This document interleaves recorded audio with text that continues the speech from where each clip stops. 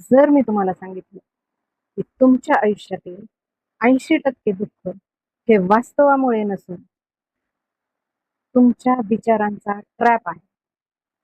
आणि अजून एक धक्कादायक गोष्ट, तुमचा मेंदू तुम्हाला मुद्दाम हे निगेटिव्ह विचार करायला भाग पाडतो. मग तुमचा मेंदू तुमचा दुश्मन आहे का?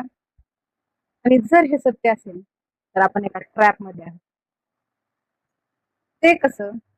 आपण एका उदाहरणात पाहूया. 2 मित्र अंधारी रात्र एका सुनसान रस्त्यावरून जात होते.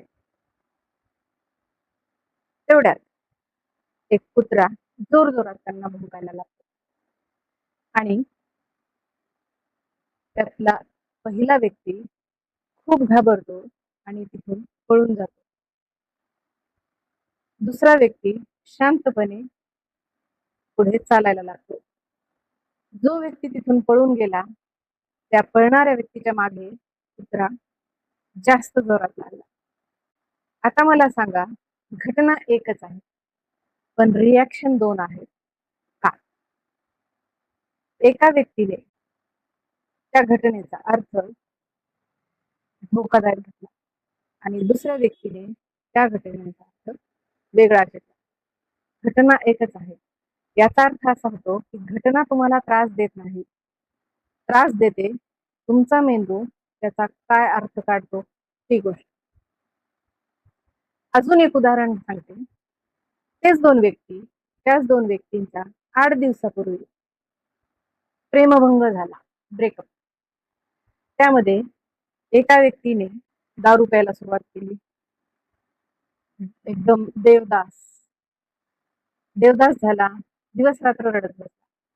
दुसरा व्यक्ती कॅज्युअल राहिला.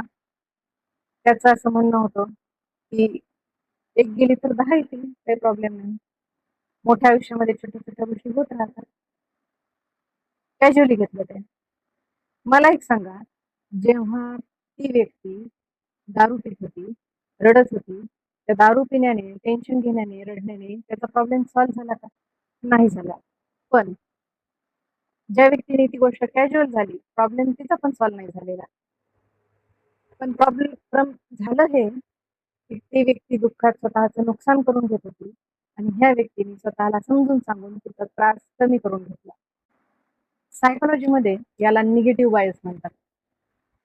हजारो वर्षापूर्वी आपले पूर्वज जंगलांमध्ये राहत होते.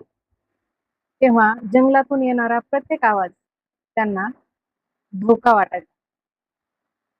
त्यानंतर उत्क्रांती झाली, पण ह्या उत्क्रांतीतच दरम्यान पॉझिटिव्ह गोष्टी कमी आणि निगेटिव्ह गोष्टी जास्त एक्सेप्ट करायचं मेंदू शिकतो. आणि आता जंगल नाहीये, पण तो मेंदू अजूनही तोच आहे. म्हणून एका व्यक्तीने खूप कौतुक केलं आणि एका व्यक्तीने टीका केली. होतं काय? कौतुक करणारा व्यक्ती त्याच्या डोक्यातून निघून जातो. पण ज्या व्यक्तीने टीका केली, ती व्यक्ती रात्रंदिवस त्याच्या डोक्यामध्ये विचार चालू ठेवतो. कंटिन्यू एकच विचार, ह्या व्यक्तीने माझी टीका केली. निगेटिव्ह विचार जास्त एक्सेप्टन्स आपल्या मेंदूचा वाढतो. साधं उदाहरण घ्या. आपल्या समोरचा व्यक्ती आपल्यासाठी हजार गोष्टी चांगल्या करतो.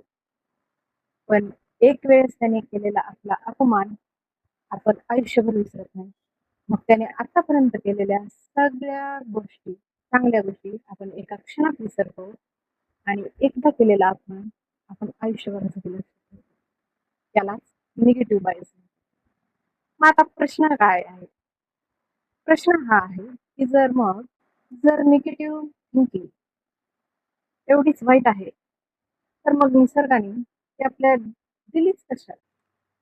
त्याचं उत्तर हे आहे, की ही निगेटिव्ह सिस्टम, ही निगेटिव्ह थिंकिंग आपली सिक्युरिटी सिस्टम आहे. तुम्ही लक्षात घ्या, जर एखादी व्यक्ती तुम्हाला खूप गोड-गोड बोलते, हसून खेळून राहते, पण तुम्हाला फसवते, हे तुमच्या लक्षात का येतं? ह्या निगेटिव्ह थिंकिंगमुळं.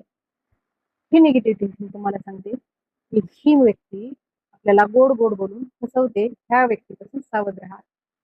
मग ही निगेटिव्ह थिंकिंग वाईट आहे का? मुळीच नाही. मग इथे येतो खरा ट्विस्ट. कारण जर निगेटिव्ह थिंकिंग तुमचा शत्रू आहे, तर मग निगेटिव्ह थिंकिंग आता तुमचा मित्र कसं झालं? मग प्रॉब्लेम निर्माण होतो कुठे? तर मग प्रॉब्लेम असा आहे, प्रॉब्लेम निगेटिव्ह थिंकिंग मध्ये मुळीच नाहीये. प्रॉब्लेम तेव्हा सुरू होतो जेव्हा तुमचा मेंदू प्रत्येक गोष्टीला जीव घेणा धोका समजायला लागतो. प्रॉब्लेम इथे सुरू. तर मग आता याच्यावर उपाय काय? न्यूरोसायन्स सांगतं की एखादी गोष्टीचा विचार जेवढं सतत तुम्ही करत राहाल, तेवढा तो विचार आपल्या मेंदूच्या मज्जासंस्थांना मजबूत बनवतो. जेवढं सतत तुम्ही त्या गोष्टीचा विचार करत राहाल, तुम्ही स्वतःला हे सांगत असाल, की नाही, माझ्याकडनं हे होऊ शकत नाही, माझ्याकडनं हे होऊच शकत नाही. तुमचा मेंदू त्याला सत्य समजायला लागतो आणि त्यानंतर काही महिन्यानंतर, काही वर्षानंतर ते सत्य तुमच्या मेंदूमध्ये प्रिंट होतं आणि तुमची बॉडी एक्झॅक्टली सेम रिएक्ट करायला लागते. जर तुम्ही तुमच्या मेंदूला हे सांगत राहिलात, की माझ्याकडनं होणारच नाही, तुमची बॉडी ऑटोमॅटिकली काहीच करत नाही. लक्षात घ्या, तुम्ही याच्यावर उपाय काय करू शकता. आपण काय करतो, की विचार आपल्या मनात आला, की आपण ते दाबून ठेवण्याचा प्रयत्न करतो, सप्रेस करतो. पण तुम्ही न्यूरोसायन्स सांगतं, की तुम्ही जेवढं ह्या गोष्टीला सप्रेस करताल, दाबून ठेवताल, तेवढी जास्त ती गोष्ट वेगाने आणि जोरात बाहेर येते. ठीक आहे? म्हणजे समजा आपण स्प्रिंग असते, ती दाबली, तर आपण जेव्हा ती सोडतो, तेव्हा ती तेवढ्या स्पीडमध्ये बाहेर पडते. तर तसंच आपल्या विचारांच्या बाबतीतही होतं. समजा मी तुम्हाला म्हणलं, की पुढचे 10 सेकंद तुम्ही पांढऱ्या हत्तीचा विचार करायचा नाही. काय झालं? पांढरा हत्तीच आला ना डोळ्यासमोर. तुम्ही जेवढं त्या विचारांना नकारताल किंवा दाबताल, तेवढे तेच विचार तुमच्या डोक्यात येत राहतात. म्हणून इथून पुढं तुम्ही तुमच्या विचारांसोबत लढू नका. फक्त एक गोष्ट लक्षात ठेवा, की हा फक्त एक विचार आहे.